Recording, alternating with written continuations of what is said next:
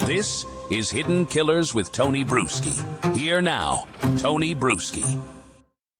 Donna Adelson, there's a lot to break down, and today we got Robin Dreeke, retired FBI special agent, former chief of the Counterintelligence Behavioral Analysis Program, with us to do just that. And there's been so many things in this trial. This has been a trial that's totally been about behavior. So let's start with the moment that cracked the case wide open. April 19th, 2016, the undercover bump operation, where a agent dropped a flyer into Donna Adelson's lap, implying someone knew about the hit on Dan Markel. Now, if you know nothing about what's going on, you would be, what is this weird piece of paper? Is this like a hit? Is this like a club event tonight? Is the 50 Cent going to be into club? That I'm an old woman. This is not for me. No, this is very specific about that hit, and she seems to know something about it. So much so that just 22 minutes later, she's on the phone with her son, Charlie. Not a shred of panic in her voice, no confusion, no instinct to call her husband or an attorney, just straight to Charlie. That behavior isn't a little bit suspicious. It seems a little calculated. And when you line it up here with Robin's world of behavioral pattern analysis, what Donna didn't say might be louder than anything she actually did say. So we're going to dig into this right now. Robin, let's start with all this.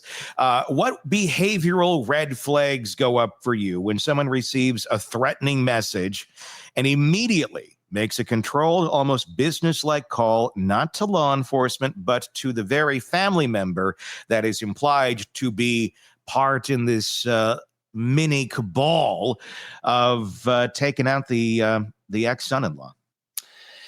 Yeah. So when we're looking at human behavior, what we're always doing is we're looking at, as I've said so many times in my life now, that arc, and we're looking at arcs. We're looking at what is normally this person doing every single day, every single moment. Because when we start seeing a deviation, that means something's changed. In other words, what we're doing is, it's interesting. We're actually administering our own polygraph exam the way that we're doing this. Because what polygraph exams do is they are measuring physiological responses to stimulus. And what they're doing is, so when an interviewer asks a question, they're looking at their machine to see if that question got a response in their biology somehow. Did they stress? Did their breathing rate change? Did their respiration change? Did their perspiration change? All these things change. And so when we're looking at the way you and I do, we look at these behaviors, we are basically doing our own polygraph. Not a polygraph is like we're trying to detect deception, because what polygraphs do is they detect change. And so in this case, what we saw was when this thing is dropped on her lap and the conversation happens, the bump, and I've done bumps. These are fun, actually. Because you're curious. You do a bump because you're curious. I read the backstory. Again, I'm kind of digressing, I know. Yeah, no, you're great. I read the backstory about why they need to do this, because the line wasn't getting a lot of action. And so when an overhear isn't getting a lot of action, you're trying to make sure that the line is good, that you were actually up on it. And also, is there anything going to be useful here? Because what happens, so here's the administrative backstory of it. If a line isn't getting any action and you have to renew these things on a U.S. person like every 90 days or sometimes 60 days during investigations, which is a lot of paperwork, if you can substantiate to the judge how this intrusive technique is benefiting the case, then they have to shut it down. So they have to do something to generate something on this line in order to justify it staying up. Again, I don't know if that's the particulars of this, but that's in general. And so it's exciting to see what response are we going to get. And you're anticipating a response. But what also happens is if you don't get a response like you're anticipating, that's also very telling. And that's what we have here. So yes, she called her son, but let's look at her demeanor of like how she interacts with everyone every single day. That confidence, that seemingly control of her environment, non-emotionally crazy. And so that's what we saw here. The fact that she gets bumped and she gets interacted with by another human being that drops potentially a bombshell of information on your lap or has a conversation with you, this should trigger a physiological response of, oh my gosh, what's this? Change. But what we had almost no effect. We had calling the son, which is a data point, But her behavior when she called his son is what I'm looking at. Did she freak out? Was she exasperated? Or did she normally act like she normally does during the conversation, the dialogue, the tempo, all these different things with the interaction? And the fact that she maintained a pretty baseline of the way she's interacting says the information did not shock her. Yeah. That's the thing. I mean, she knew there was no what flyer. Who could have done this? Is this something you're involved with, Charlie? Is this one of your friends on the playground? Oh, wait, you're 38 years old and I still pay your bills. It should have been, in other words, here's what you should have had. You should have had confusion. Yeah. If this information, if she knew nothing, there would have been, what is this about? Right. It'd be confusion. It would make no sense. So if you had zero knowledge of this information until this point, it would be confusing. I don't necessarily zero in on who she calls or doesn't call. Mm-hmm. I mean, I think it's a data point for the entire investigation, because if she does have a closer relationship with her son, she's going to call her son. If she thinks her husband's a moron, again, these are data points we really don't know in this moment. Yeah. That this happened potentially. But again, I'm looking at her actual response to the information that should have been a shock to her. It should have been different than what she's aware of. And the fact that it wasn't that says that this information that's laid out to her was not surprising to her. So in other words, there's knowledge. And that's, I think, what they're testing. What do you think they knew about Donna at the point of the bump? So prior to going into this, were they still trying to figure out how interconnected she was with this, and this was going to give them that next building block to confirm on the arc of her behavior? Were they expecting the reaction that they got, or were they still kind of iffy before all this took place on, what does mom know about this? Yeah, Again, I don't know them from that standpoint, but what I'd be curious as if I was the investigator, kind of coming in a little cold because I don't know what they knew at the time. Mm-hmm. But I would be looking at that. I'd be doing this because I'm really deeply curious. I'd have suspicions based on interviews and interactions and watching this whole family dynamic that she was involved in some way. And since so many people in that family seem to be deferential in some way, or what I think is the greatest motivator she has here is she used fear as her motivator. People were fearful of going against her and rationalizing around she's just a compassionate, caring person. And as her daughter said on the stand, I don't believe you can care too much. That was an interesting statement by me, but we'll get back to that in a few minutes. Go ahead. But for Donna, I think the investigative team was testing a theory about her knowledge of what was going on, and so it got validated. Yeah, there are so many things with that bump that really are adding up here in court. One of the big things, one of the cause and effects here, bump happens. What happens, or what stops, what changes immediately after? Well, those checks, those 44 checks she's already written to Catherine McBonna, the go-between Charlie and the hitman, those end as soon as that bump happens, because suddenly Donna has some awareness that maybe somebody on the outside is watching. That seems to be a pretty big tell as well, doesn't it? Behavior change. Yeah.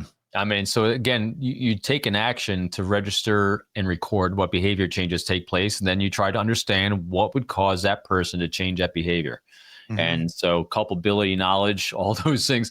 I think the greatest thing that's helping this case is the fact that she's an idiot. I mean, we've covered this, whether it's a Koberger case where people kept saying, oh, he's so smart. No, he's an idiot too. People that tend to be criminals, the whole notion of criminal mastermind really doesn't go hand in hand with very many people, because if they were masterminds, they wouldn't be criminals. And so she's one of them. And she's so archaic in her thought process that I think she's watching like Bugs Bunny or something growing up and looking how Bugs Bunny did something. And so if Bugs Bunny got away with it, so can I. I mean, because again, her methodology, and they even said it in the courtroom, actually not a courtroom. Who's your other guest? Stacey, right? Stacey, yeah. Stacey was saying that she can imagine her butt dialing people by accident on her iPhone. She's not smart enough to use an Android. I thought those were pretty funny. Yeah. I totally agree. I think she is just so rudimentary in her understanding of law and investigations from watching like MacGyver or something, that she's just an idiot. And so people keep overthinking criminals. She is a complete moron, and she is running in her own mind a criminal enterprise to take down the son-in-law, thinking that she's the smartest person in the room. And why? Because everyone in her family, her echo chamber, for all these years, to placate mom, have told her she's the smartest person in the room. And that's an interesting thought experiment right there, that they think she's the smartest person in the room. Do they really think, or was it more, we're going to act like she's the smartest person in the room because the wrath of her, if we make her feel like she's not, is not worth going down that road? I mean, this is the woman who literally, I think Bugs Bunny is a great metaphor here, laundered money in a washing machine. She threw a Tide Pod in. Imagine the episode with Rocky and his cohort. You know, if I was this, you know, would I throw, you know, my friend Rocky in the oven, you know, and throw the match in the oven? And I mean, it just, it's cartoonish. It's like you expect there's a big box of TNT next to the washing machine as well, and it's accidentally going to go up, and the Roadrunner runs through Donna's house. Meet me. Yeah. And then then she's sitting there with all the money burning around her and her face is black. I know. I know it's my FBI scientific way of explaining things. It is. Great. But it's so comical, the fact that she did this. And Charlie even answered when Catherine called and said, why is the money in this bag wet and molding? Mom put it in the washing machine and stapled it together too, of all things. It's just, okay, this is her thinking. This is literally Donna on her own, Charlie saying, we got to launder the money. I need that money.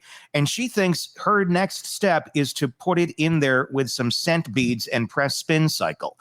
And this is the best way to get the money, and then shows up with it as if this is, at first I'm like, does that show dementia? I don't think it does. This just shows how stupid she is. Or she's hyper OCD.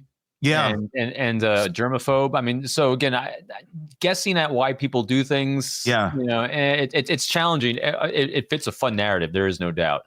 But she pulled it from their safe. Yeah, I know. So do I think that she did it because she didn't really understand the concept of money laundering? Yeah. Maybe. It's. I almost wonder. Outlandish, but I don't want to sound like an idiot if I agree. But at the same time, it fits. From what I think about her as a human being. It does. But this goes to, I think, a question a lot of people have, and that is, so why did these seemingly smart kids? Her kids have done amazing things in their lives with their careers and things like that. How can such a a highly functional group of people in society that are profiting pretty well by the employment they've chosen as a line of work, how can they be so susceptible to a seeming moron? And I think it comes down to, again, pure conjecture from the limited data points from the outside, is that they all got into a pattern of behavior with her from a very young age, that this is the way mom does things, this is the way, and she probably used, because we've seen this, again, reverse that optic, because we've seen it in our own households, hopefully, if you have a loving and caring parent, but not to an extreme where I'm only doing this because I love you. I do this because I care about you. And I'm really focusing on that, Tony, because that one line that the daughter used, what's the daughter's name again? Wendy, that Wendy used was, on the stand, Wendy said, I don't think you can care too much. So listen to this. So when I heard that, it's like, oh, she's got a lifetime of reps with the mother of rationalizing away her destructive behavior. It's just her caring too much. When there's nothing wrong with caring too much. And so what I think happened here is her mother, Donna, kept making excuses for bad behavior throughout her life when it popped up of, it's just because I care. It's just because I care. And here's where I think the family, it's because people are saying it seems to be fracturing. The family seems to be slowly turning against her. And here's my theory as to why. They've been told a lie their entire life, that she's done everything she's done for them their entire lives because she cares so much. But when push came to shove, everyone's getting thrown under the bus except Donna. Yeah. If she was a mother that cared too much, she'd be taking the heat. Yeah. The spinning isn't working. She'd be protecting everyone if she cared too much. And so when, again, place yourself in a family situation behind the scenes, the conversations that might be going on with the one so-called estranged son that seemed to keep his wits about him he's been probably poking at that, saying she's full of shit his entire life. And they say, no, that's mom. But now it's probably starting to ring true, because why isn't mom protecting us? Yeah. Why isn't she taking the fall? Why isn't she just being honest that she taught us to do our entire life? Because she probably said numerous times, well, I'm just being honest when I'm telling you such and such and such and such. I'm just being this. And so for the first time, she's having to eat her own words, because her own words are coming back to haunt her about caring too much. I'm just being honest. I'm just being forthright. All the things that narcissists say to try to control their environment is now seen the light of day. And I think that's why it's fracturing. Boy, what a long monologue. I'm probably and she can't play her double role anymore. She can't play the role of, I care about you kids so much and everything I'm doing for you, and then play the public role of, I know nothing about any of this, because the kids know she knows about what's going on. Charlie certainly does. Wendy, I guess, is questionable because she's never been charged with anything. Certainly the actions that we're learning about what Wendy did, or the suspicious, weird ways that she planned her days leading up to this murder, seem to suggest some sort of knowledge in some way, shape, or form. But it also very much shows mom's not acting in our best interest. Like you said, mom is acting for herself. If mom was acting in our best interest, mom would have just said, I'm going down. Let's not go to trial. Let's not dig this stuff up where it could incriminate you, which it looks like it is. It looks like Wendy could be next after this trial. Possibly Harvey as well. If she just shut up and said, I'm going down for it, I did this, game over. But no, it's, let's try and subpoena my daughter. But then her attorneys had to say, no, you're not subpoenaing her, because that will take away her rights over here of not being, what word am I looking for? Of immunity, that's the limited immunity that she has. And they're blaming it all on Charlie. There's nothing here in this anymore where Charlie had nothing to do with it. It's Charlie's the mastermind. He did it all. And he's going for an appeal. So again, everything pointing back, Donna is protecting herself. Everyone else be damned, it seems. And I wonder, did we get there because the kids finally gave up talking to her? Wendy says she hasn't talked to her since 23. Charlie, who knows how that's going? He's in prison. I think all you had left really was Harvey, that was, with her while she was not incarcerated when they tried to escape to Vietnam. But is this Donna's revenge at the end of the day, where, look, all the kids have abandoned me, so I'm going to throw them under the bus too? Yeah. Revenge is an interesting word. Potentially revenge. I wouldn't have used that word revenge, because revenge means you care about getting at someone. I think she just cares about her own survival. Okay. But I think it might be that only because when I was watching the video of her in the courtroom and I'm watching her eyes, oh my God, she's got daggers. When the FBI agent was on the stand testifying about the bump, boy, you could see the hatred seething out of her because she was made to look a fool. I think that's her whole thing. Is she's all about that image. Yeah, all narcissists are. Yeah, look at the lines of work she put her children into, because that's about image. Everything's about managing what the world sees when they see you. And her image was being exposed as being an idiot by that FBI agent doing a bump, and she's completely unaware of it. And so every time someone got up there and is poking at her and her cognitive ability, her thoughtfulness, she's got dagger eyes coming out. And so it could be vengeful. Well, obviously it has to be vengeful, because if she's tied into going after the, ex-son-in-law, that's vengeful act. So yeah, we'll put her in the vengeful area, no doubt. What did you make? It's been interesting, very interesting watching her reactions. I thought there was something interesting to note in the last handful of days. Obviously, it depends when you're watching this or listening to this, but the detective that was on this, that helped arrange the bump, that helped put a lot of this stuff together, who was one of the leads on all this.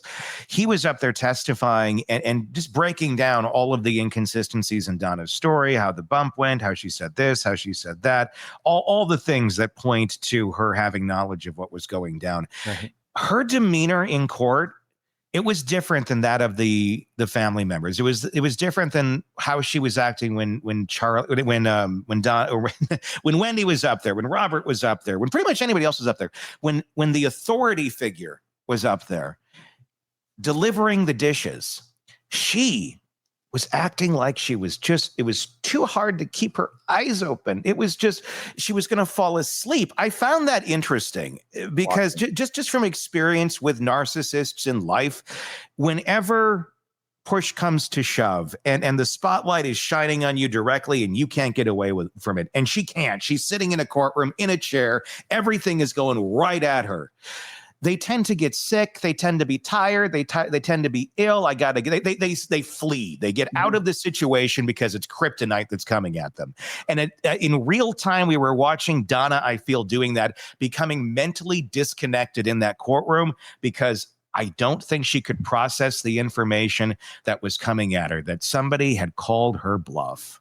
Yeah, it's a massive blocking behavior. Everyone's blocking behaviors manifest differently, and we saw massive blocking behaviors from her because what's being assaulted is her own identity of how she identifies herself. Mm-hmm. As we said before, Robert Greene's great book, Laws of Human Nature, is we only consume information that validates our own self-opinion.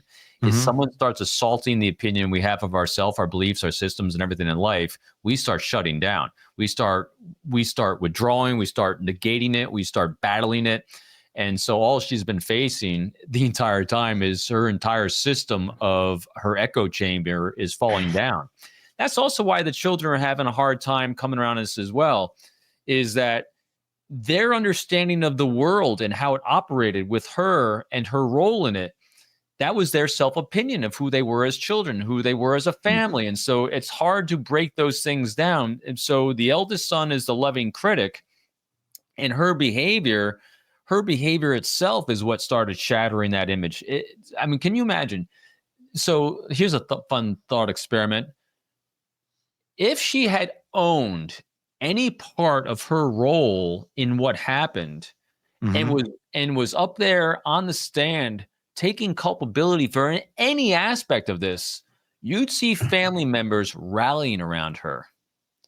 Yeah. Because there's mom doing the mom thing. She's up there not being mom. She's up there being narcissistic Donna. Mm-hmm.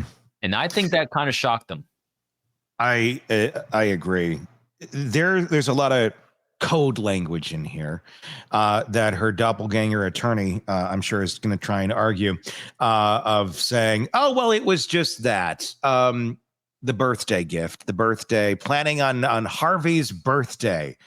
And wanting to talk to Charlie specifically about, what was coming up on this, and then needing him to erase this text because she couldn't talk to him while she was in the vehicle with Harvey. She had to have this private conversation. Now, one could argue, well, if you're planning a birthday party and the person you're having a party for is sitting next to you, yeah, okay, go have the conversation privately.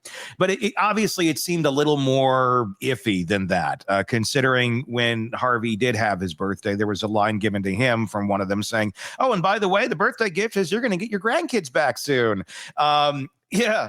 Interesting birthday gift. That gift seems to be the operative line here. Wendy got a TV, Harvey's getting the grandkids, and nobody's speaking about that Dan Markell suddenly is going to be dead soon, or is dead, depending on when the event takes place. But let's talk about that a little bit. The erase this text line and the code language that they put into these text messages, thinking they're smarter than anybody who's going to look at it. Is it that, or do they think nobody's ever going to look at this stuff? Yeah, I'm sorry. I just keep laughing because I got images of Bugs Bunny and Yosemite Sam in my head. I just can't stop. Bugs Bunny's texting Donna Adelson. That'd be great. I think we can maybe do that in one of the graphics. I think she's more like Elmer Fudd. I mean, it's just her stupidity. I don't think it's any more complex. Again, if you're trying to equate criminal mastermind to Donna Adelson, no, it's not. It's not complex. She's not a complex person. She's a pretty basic person, a pretty basic controlled narcissist. I think it's just. I mean, how many times, she's like a 5-year-old, because the other image that's popping in my mind is, for a little toddler, remember, if you can't see me, it means if I can't see you, you can't see me. Yeah. If I say, we have to erase this so no one knows about it, that means that you must not know about it. I mean, the logic is so flawed.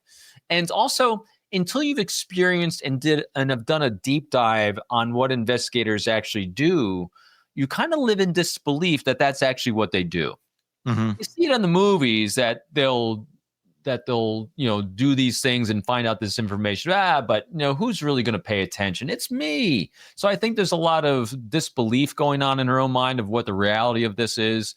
Hey, they're probably only spot checking if they're listening. They're going to miss this. This will gloss over because we're going to make it sound like a regular conversation, and I'll throw this in here so they won't be paying attention. That's not how it works. We listen to everything. I mean, I've sat on wires. They're the most excruciating, long, boring things you have to sit on, because what you have to do when you're sitting a wire is, if the judge says, all right, I'm going to allow you to intrude in someone's privacy, what you have to do is you have to actually do due diligence that, hey, if I got the authority to listen in on everything in your life, I also have to go through and what's called redact things that are not pertinent to the case. And so in order to do that, I'm not allowed to capture information that's not pertinent to that case. And so you actually have an agent always assigned to listen to everything on that line. And I mean, we're talking everything. You sit and listen to that line for hours and hours and hours, as long as that line's up, because you have to go through it and you have to verify to the judge in the court that this was pertinent to the case, this wasn't pertinent to the case. And so absolutely everything is listened to and captured. And so I think that's not what people understand when there's an overhear. And this includes, just things in the prisons, in jails. Everything's being listened to, because if it's being captured, in order for it to be legally be captured, so it can be segregated into relevant and non-relevant, everything's listened to.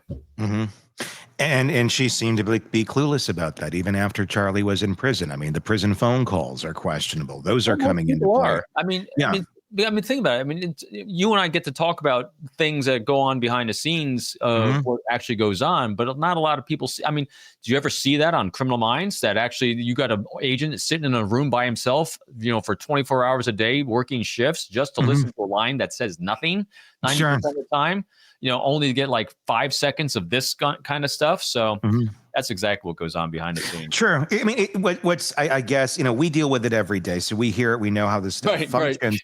Right. But the thing is, we're in a world today, though, where if you wanted to find any of this out, you could find it out. Like, it's not difficult to get this in. Just Google what happens here. You'd find us talking about it. You'd find plenty of people talking about it. But that goes to the narcissism of Donna, where she already knows everything. She doesn't need to be told anything, because whatever baseline of information she operates on, from whatever era it's from, and from whatever lack of information she drew it from, that's what it is. Because in her mind, that's Donna's way of thinking. And and you can see her lack of intelligence on this too, because we've seen this in so many cases. Whether you're watching it in the movies do it the same way as real life. The more people that know about something, the higher the probability it's going to be found out.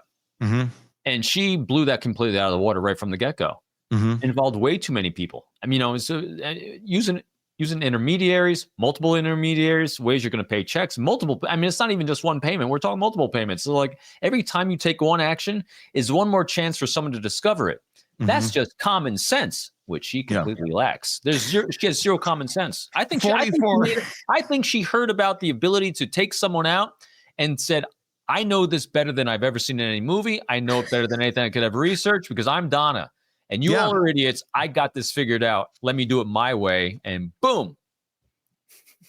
She did it her way. Yeah. You said earlier, she acts like a 5-year-old. I agree, but I think in many ways, she still views Charlie as a 5-year-old. And I think a lot of her children she views as 5-year-olds. Or is it something else? Because there's clearly, I'm curious to get your take on her relationship with Charlie. It's unhealthy. It's enmeshed. I'm not saying it goes all the way to like Norman Batesy, like, there's some hanky-panky going on here or something late at night. But there's certainly emotional. This is a term I heard last night, and I found it interesting. And I don't know if it applies here, emotional incest, where the roles that Charlie seemed to be playing for Donna were almost that of what Harvey you would think would be playing. Codependent relationship. Charlie, very, very codependent in ways that a partner should have been, not your son. Yeah. And again, it goes so far, but I don't think it goes to like sexual. I don't. As dark and weird as that corner of the universe would be, we don't see any signs of that. No, but certainly unhealthy. And I don't think that she's aware of it. I don't think Charlie was aware of it, when we're learning more and more about just how close she was to her son, who's near 40 or was 40 at the time. She's paying his bills still, managing just basic stuff of his life that he should have figured out when he was 18. Yet Donna's still doing it while, supposedly being the mastermind of this murder. Speak to that relationship and what's from a behavioral standpoint do you pick up on there? So let's go to the basics of human beings. We all want to feel safe. Yeah. And so they made each other feel safe. Literally, it's nothing more complex than that. It is definitely, from my optic, a codependent relationship. And so they're both enabling each other. And anytime she probably came up with an idea, thought, or something, he was very responsive to her, probably at a young age, because again, this is a lifetime of reps. And so when Donna would say something, when mom said something to me, Charlie was probably, out of all the kids, the most responsive to the things that she said. Yeah. He was probably a rule follower. He was probably someone that didn't buck the system, didn't challenge her in any ways, which made her feel very good. So there's going to be a bond that she has because she likes him best because he's the one that listens to me. And from his point of view, she's the one that's giving me attention because all it is rules. I don't understand why no one else is paying attention to rules. Again, pure conjecture because we don't know the plan, but that's how these things start, is that they both were giving each other exactly what they needed for their entire lifetimes. And so when you're faced with challenges, when you're faced with things to do in life, you're going to revert to your training. You're trained that here's my son, this is the one I'm closest to, this is the one that listens to me. Everyone else either ignores me, challenges me, or doesn't do the things at the same tempo I want them to do it at. He is probably very responsive to her his entire life. And so he's now he has reps. He's got behavior patterns of constantly doing that with her. And so when mom comes up with this idea of doing X, Y, and Z, he's like, all right, this is what mom says, I'll make it happen, because he's been in the role of making things happen for her his entire life because she only does it because she cares so deeply. Exactly. I was just doing this. I was just doing that. I mean, it makes a lot of sense. I mean, all conjecture, but it feels like from what we've seen, and we know very little about Harvey. I think the little we've ever heard from him was on the airport video where they're getting arrested and you hear him in the background, which always to me felt like a Peanuts character or something in the background. So I'm curious, and I'm so sorry to interrupt, Tony. So what do we think about him? So it's interesting. So anytime you have a codependent relationship here, where you have an adult, a parent, and a child, a lot of times that is spurred on by something really unhealthy going on in that family. A lot of times it's spurred on by alcoholism by one of the other parents, or some sort of overuse, abuse, or something that causes the one adult to gravitate towards a child and put that child in the parent role rather than the actual elder adult, like the husband. So again, who knows? Because I have no data on it. But generally, when we're seeing codependent relationships, they're sparked because of that. And so the fact that he seems incoherent or doesn't speak much, I wonder what's going on with him. That created the relationship where she went to the son and not to him. Yeah. Well, oftentimes when you see very, very narcissistic individuals to the point like Donna is, you find the partner to be very passive. It's usually the opposite. And that partner needs that. And it works to a certain extent. One's usually fairly miserable and just kind of provides, and the other one takes everything emotionally. Right. But if Harvey has been emotionally absent. Again, this is just conjecture. I don't know. But if he was not able to give Donna what she needed emotionally, and Charlie filled that void for the emotions, Harvey provided the money. He provided the means. Right. But Charlie, he conditioned from an early age, and I would say it goes beyond conditioning. I say it goes to programming. I think it's a step above just conditioning, that's a good word, yeah. where he is programmed to do whatever mom says, and it's all because mom loves her and he loves mom, and they got each other's back no matter what. And it's a really tight mother-son relationship until he finds himself behind bars for the rest of his life for doing mom's bidding. And he still seems to kind of believe that this is, we gotta help mom. This is my plight in life. This is my role in life. He's been programmed to believe that. And I think it really comes out in the Catherine McBotta testimony, where she was talking about, he had to go consult mom when they're having conversations about the hit. Like, let me go call mom. Let me see what she thinks about this and that. And the whole motivation when describing why he wanted this to take place, it was never about, Wendy's she's stressed. She just hates this ex. He's making life a living hell for her. It was mom's upset. Mom can't sleep. Mom's throwing up. Mom's just so distraught that the grandkids can't be around. It wasn't about Wendy. It was all about mom's feelings. And that is Charlie's plight in life. And I don't think he saw any other way around it. As weird and obvious as it is to all of us on the outside, he was so enmeshed and they were so codependent together. I think he was completely blind to the evil of Donna Adelson. 100%. Definitely blind to it until you can actually see again. Yeah. I actually tried looking up, and I didn't get too much more details on it. Again, other people might have it if I missed it, but I was trying to understand why Wendy got divorced in the first place. And all I saw was they didn't get along. They didn't get along, and she even admitted on the stand the other day that it wouldn't have happened had it not been for Wendy and Charlie and Harvey all pressuring her to get divorced because they didn't like him. Yeah.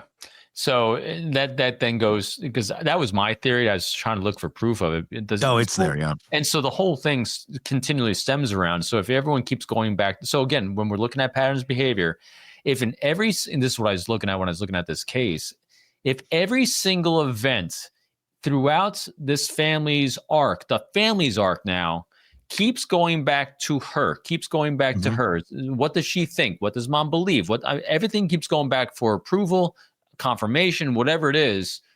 So why would this one action be different? It wouldn't.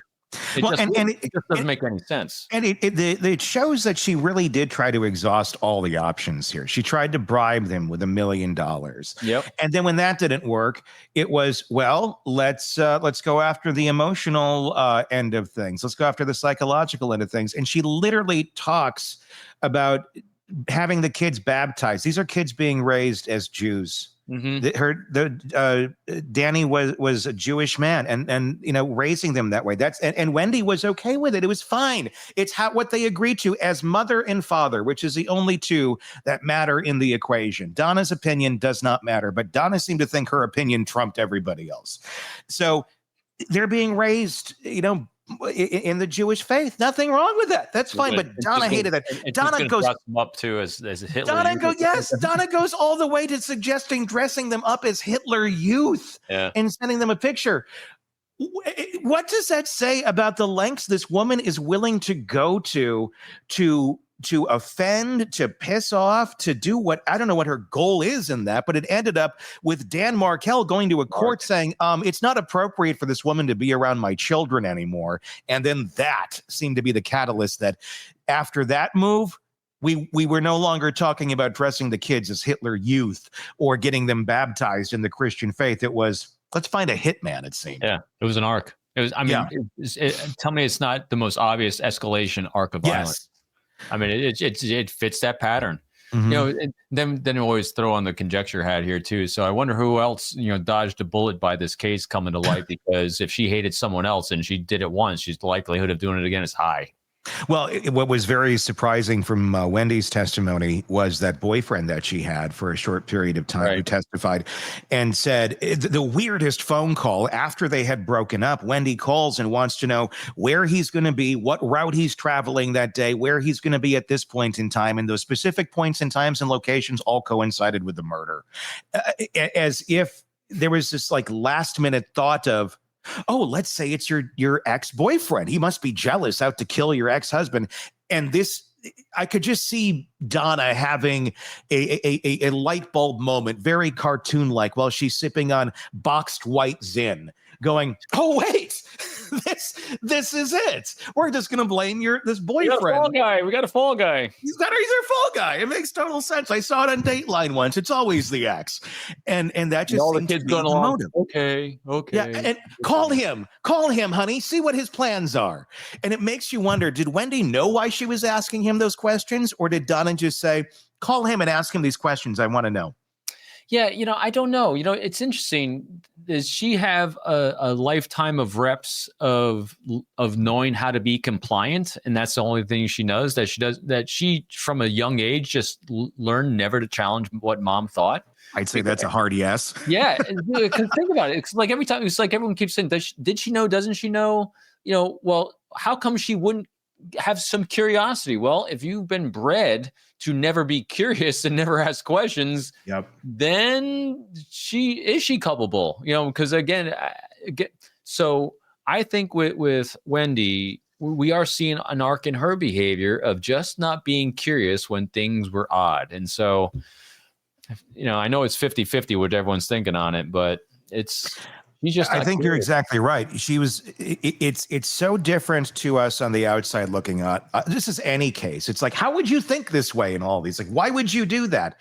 Well, we do when you have empathy. Yes. And when you understand how this person was raised and what they're going through, what they view as normal, what their prism says is accurate, they're not going to think anything different until something horrible happens and really points it out. And it feels like now they've somewhat wised up, at least a bit.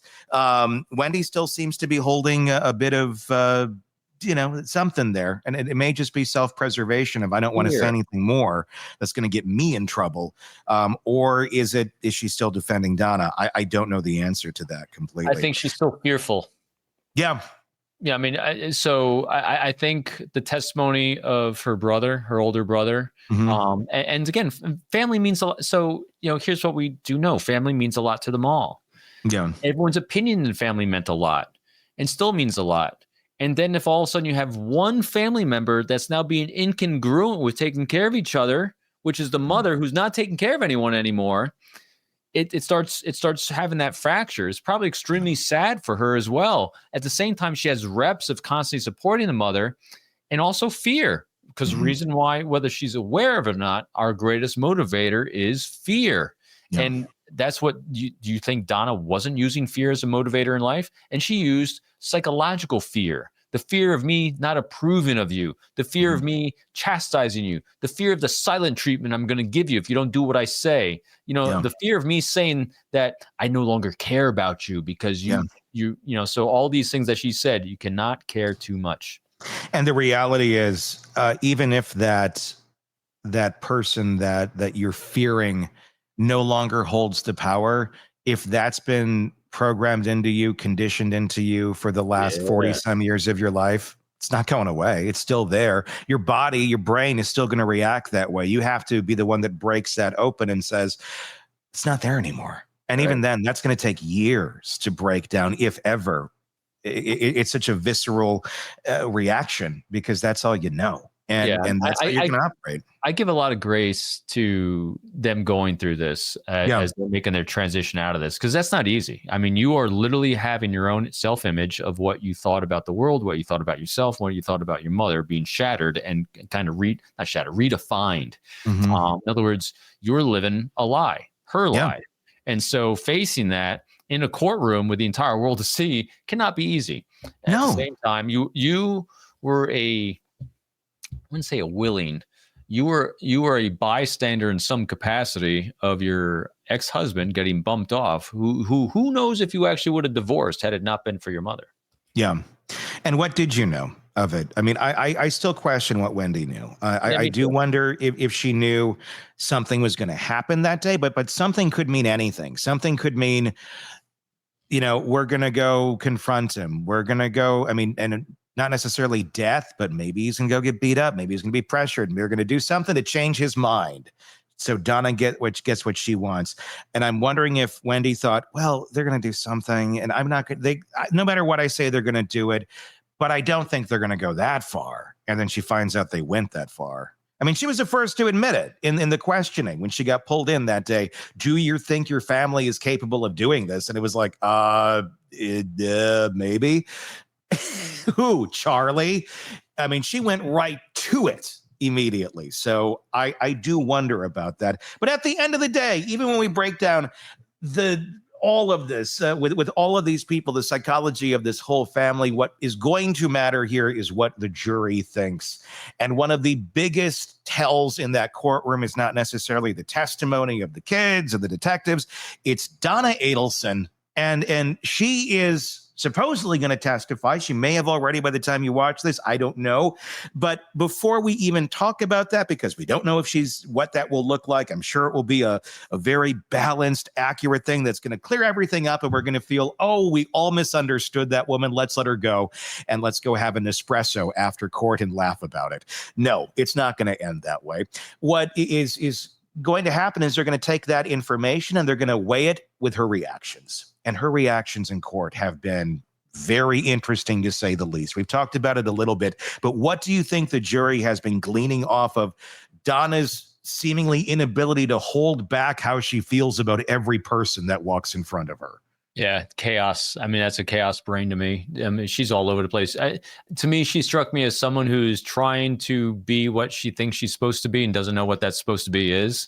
I mean, the fake tears the other day, the emotional responses to things, because you don't know what's causing the emotional response. I mean, it just seems very incongruent with what's going on in the courtroom. All of a sudden, there's like this emotional response to something. And I was like, what's that caused by? That's kind of weird. Yeah.